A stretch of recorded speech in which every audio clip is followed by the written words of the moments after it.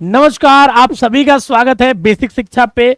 और जैसे ही आपका फाइनल अलॉटमेंट हो गया है, मतलब बीए बीएससी का अगर छोड़ दिया जाए, आर्ट्स सोशल और बीएससी मैथ और बायोलॉजी का, तो ऑलमोस्ट सारे कोर्स का फाइनल अलॉटमेंट आ गया, मॉप अप वालों का छोड़ दो। ठीक है, तो अब आपके सामने सबसे बड़ा सवाल है कि फिजिकल वेरिफिकेशन क्या है सर, क्या डॉक्यूमेंट लगते हैं और क्लास कब से चालू होगी। ठीक है, तो देखिए बीकॉम का, बीए एलएलबी का, बीएससी एग्रीकल्चर का और वीवॉक का, ऐसे बहुत सारे कोर्सेज का जिन बच्चों ने फीस पे कर दिया, उनका जो भी फीस बचा था, तो उनके सामने एक उनका एडमिट कार्ड आ गया होगा। ठीक है, अब आपको करना क्या होता है कि एक एडमिट कार्ड कह लो या एडमिशन लेटर कह लो, फाइनल उसको प्रिंट करना होता है। उसमें आपका पूरा नाम वगैरह सब कुछ लिखा होता है, क्यूआर कोड बना होता है। ठीक है, उसमें लिखा होता है कौन से कोर्स में आपका एडमिशन हुआ है, किस कोटे पे हुआ, क्या कितना फीस पे किया, सब कुछ लिखा होता है।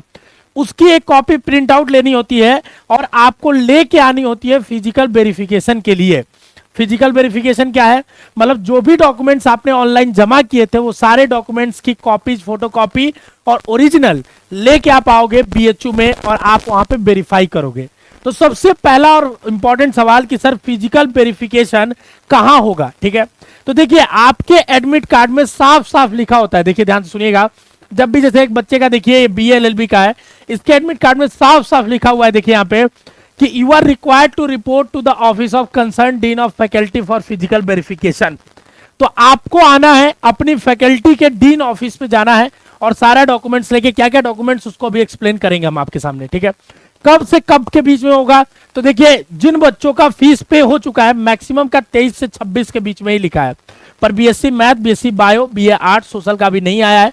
तो जैसे उनका दोनों कॉम्बिनेशन अलॉट होगा, ठीक है, फिर उनको फीस का एडजस्टमेंट जब फीस हो जाएगा तो उनको भी ऑलमोस्ट वही टाइम दिया जाएगा। जैसे देखिए इनको लगभग लगभग 4 दिन बाद बुलाया गया, 5 दिन बाद, तो आपको भी 5 दिन बाद मान के चलिए बुलाया जाएगा और 3 से 4 दिन का समय होता है फिजिकल वेरिफिकेशन में आने का। ठीक है, अब फिजिकल वेरिफिकेशन अगर नहीं करा पाए, टाइम पे नहीं पहुंच पाए, तो क्या होगा।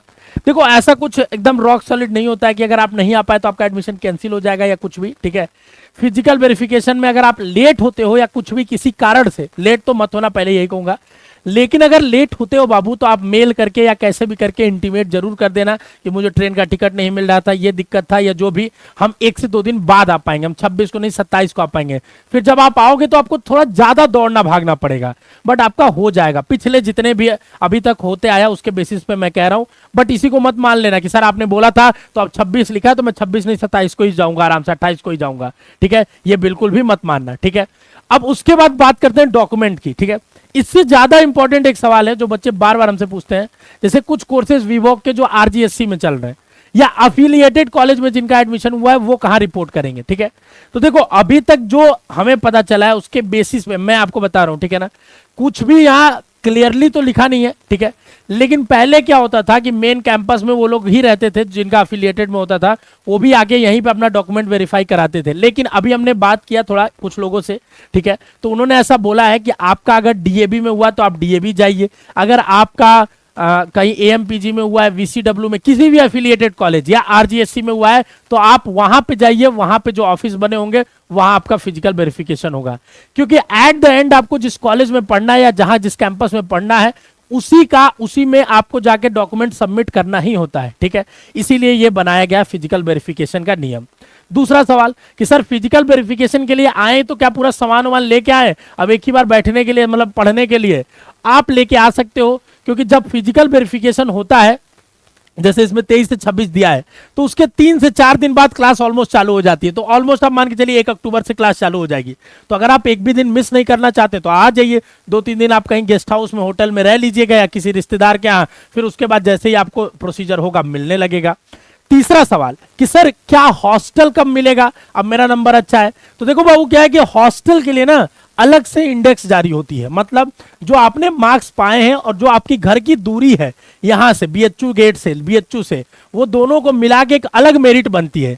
तो जब आप फिजिकल वेरिफिकेशन करा लोगे तब जाके आपको क्या होगा, तब जाके आपको हॉस्टल की लिस्ट आएगी, ठीक है। तो वो भी मतलब मान लो एक हफ्ते के अंदर ही मिलता है, तुरंत आपको हॉस्टल अलॉट नहीं हो जाता है, यस नो नहीं होता है, ठीक है। वो एक हफ्ते के अंदर ही होता है। कहीं भी किसी भी चीज में, किसी कोर्स में जब एडमिशन होता है तो एडमिशन के टाइम सिर्फ एडमिशन होता है, ठीक है। जब आप एक बार एडमिशन ले लेते हो तब हॉस्टल अलॉटमेंट की प्रोसेस चलती है, ठीक है। और फिर उसमें कुछ लोग को हॉस्टल मिलेगा, कुछ लोग को नहीं मिलेगा, ठीक है। ऐसा जरूरी नहीं आपका मार्क्स बहुत अच्छा है तो आपको हॉस्टल मिल जाए, क्योंकि दूरी को भी फैक्टर ये लोग रखते हैं कि कितना दूर आपका घर है। हो सकता है आपसे थोड़ा कम मार्क्स का कोई हो लेकिन वो बहुत दूर का हो, साउथ का हो, तो उसको मिलने की चांसेस ज्यादा है, ठीक है। बट जिनके मार्क्स थोड़ा ठीक ठाक है उनको ऑलमोस्ट मिल जाता है, क्योंकि बीएचयू जो है बहुत बड़ी, एशिया की सबसे बड़ी लार्जेस्ट, ठीक है ना, रेसिडेंशियल यूनिवर्सिटी है। तो यहाँ पे आपको बहुत हॉस्टल्स है, ठीक है। नहीं भी मिलता है बहुत सारे बच्चों को, हम हॉस्टल्स पे एक डिटेल में वीडियो बनाएंगे आपको कि कौन से हॉस्टल्स मिलते हैं, अगर नहीं मिलता है तो बाहर कितने खर्च आता है रहने का। आप चैनल को सब्सक्राइब करके रखिए अगर ये सब आप जानना चाहते हो कि बाहर रहने का कितना खर्च आएगा, कहाँ रहना चाहिए, किस एरिया में, कैसे आप मतलब यहाँ पे सर्वाइव करोगे अगर हॉस्टल नहीं मिलता है तो, ठीक है। मेस क्या होता है, मेस, मंदिर की मेस, अगर हमें हॉस्टल नहीं मिला तो खा सकते हैं कि नहीं, ये सब अगर आप जानना चाहते हो तो कमेंट बॉक्स में बताना, हम नेक्स्ट वीडियो उस पर लेके आएंगे। और अगर आप ये भी जानना चाहते हो कि एडमिशन के बाद बीएचयू की सुविधाएं, जैसे यहाँ का हेल्थ डायरी बनती है जिसमें आपको फ्री आपका इलाज और आपको दवा मिलता है, स्विमिंग पूल है, यहाँ पे आप स्विमिंग कर सकते हो जाके, बहुत सारी यहाँ पे सुविधाएं हैं जो आप ले सकते हो, एनसीसी कर सकते हो। ये सब सुविधाएं कैसे, कितनी सुविधाएं आपको बीएचयू में मिलती है और उसको कैसे ले सकते हैं, ये सब भी जानना चाहते हो तो कमेंट बॉक्स में बताना, ठीक है। नेक्स्ट वीडियो उसी पे बनाएंगे। तो ये हमने आपको बता दिया कि आपको जहां अलॉट हुआ है, ठीक है ना, अफिलिएटेड कॉलेज या आपको मेन कैंपस कुछ भी, आप उस फैकल्टी के उस कॉलेज में जाइए, वहां पे डीन ऑफिस पे अपना रिपोर्ट करिए, ठीक है। 23 से 26 के बीच में अभी जो बच्चों का है BSc math, bio, BA art, social वालों का अभी डेट आया नहीं है, आएगा आपके एडमिट कार्ड पे। जब फीस पे करोगे तो लिखा रहेगा, डेट उसी पे जाना है। मोस्ट इंपॉर्टेंट क्या है कि ये आपको प्रिंट करके ले जाना होगा जो एडमिट कार्ड आपको मिलेगा, ठीक है ना। एडमिट कार्ड एग्जाम वाला नहीं, ये फीस पेमेंट के बाद मिलता है, ठीक है। और साथ में आपको एक एक सेट इन सब का लिखा है फोटोकॉपी। क्या है ये सब मैं आपको बताता हूं, लेकिन मैं आपको बोलूंगा इन सब का कम से कम 4-4 कॉपी आप करा लीजिएगा। फोटोकॉपी पहले से ही करा के रखोगे बेटर रहेगा। और 6 पासपोर्ट साइज फोटो लगने वाले हैं, ठीक है। तो आप कम से कम 12 या 15 पासपोर्ट साइज फोटो बनवा के अपना लाइएगा। कोई भी फोटो यूज कर सकते हैं, जो आपने एग्जाम में यूज किया था वो करेंगे तो बेटर रहेगा। अगर वो नहीं है तो आप कोई भी यूज कर सकते हैं, लेटेस्ट खिंचवा के भी कर सकते हैं। अगर हम बात करेंगे इसमें सबसे पहले आपको कि डॉक्यूमेंट में क्या लगेगा, तो high school and intermediate marksheet and certificate, ठीक है। तो हाई स्कूल 10th और 12th का आपका मार्कशीट और सर्टिफिकेट, कई लोगों का मार्कशीट और सर्टिफिकेट बोर्ड्स का अलग अलग होता है, कई लोगों का एक ही में होता है। कैसे पता चलेगा एक ही में है, आपके मार्कशीट के ऊपर ही लिखा रहता है मार्कशीट कम सर्टिफिकेट। अगर ये लिखा है इसका मतलब साफ साफ ये है कि आपका एक ही है, तो आपको परेशान नहीं होना, सर्टिफिकेट अलग और मार्कशीट अलग नहीं लाना है, उसी का फोटोकॉपी 4 करा के रख लीजिए। दूसरा कैटेगरी एंड इनकम सर्टिफिकेट, अगर आप ईडब्ल्यूएस, ओबीसी, एससी, एसटी ये सब आते हो तो इनका आपको कैटेगरी सर्टिफिकेट लेटेस्ट रखना होगा, ठीक है ना। और सेंट्रल वाला होगा तो वही लेके आना, ठीक है। बाकी इनकम सर्टिफिकेट भी चाहिए अगर आप ईडब्ल्यूएस या ओबीसी हो तो, ठीक है ना। एससी एसटी के लिए तो मेजरली नहीं चाहिए होता है, लेकिन ईडब्ल्यूएस और ओबीसी के लिए चाहिए होता है, ठीक है। Original copy of TC, migration certificate and character, ठीक है। आपको देखो ये सब जीरोक्स लगता है, ठीक है ना, ये सारे दोनों का जीरोक्स लगेगा, कैटेगरी सर्टिफिकेट और उसका। लेकिन टीसी जो आपके क्लास 12th के स्कूल से मिलेगा, माइग्रेशन सर्टिफिकेट जो आपके बोर्ड का मिलता है, ठीक है, और कैरेक्टर सर्टिफिकेट जो स्कूल से मिलता है, ये ओरिजिनल लगेगा। और अगर आपके पास ये अभी नहीं है तो भी आप यहां आओगे तो अंडरटेकिंग भर के दे सकते हो, कोई परेशानी वाली बात नहीं है। ये दोनों सर्टिफिकेट होना मस्ट है, कैटेगरी और हाई स्कूल, ठीक है। ये देने का आपको 1 महीने तक का समय दिया जाता है कि आप टीसी लाके जमा कर दो, ठीक है। बट लेके आना अगर है तो, कोई भी चीज छोड़ना नहीं। अंडरटेकिंग आपको भरना है एंटी रैगिंग का और अपने गार्जियन का। ये क्या होता है सर अंडरटेकिंग, चौथे नंबर क्या है, तो देखिए आप अपना पोर्टल जब खोलोगे ना बाबू, तो आप अपना जब पोर्टल खोलोगे, ठीक है, तो आपके पोर्टल पे यहाँ पे दिखेगा, साफ साफ देखिएगा, एक नीचे दिखेगा यहाँ पे काउंसलिंग एडमिशन में रूल्स रेगुलेशन, ठीक है। इसको जब खोलोगे ना तो यहाँ पे देखो 2 लिख के आ रहा है, एक एंटी रैगिंग पेरेंट्स, ठीक है।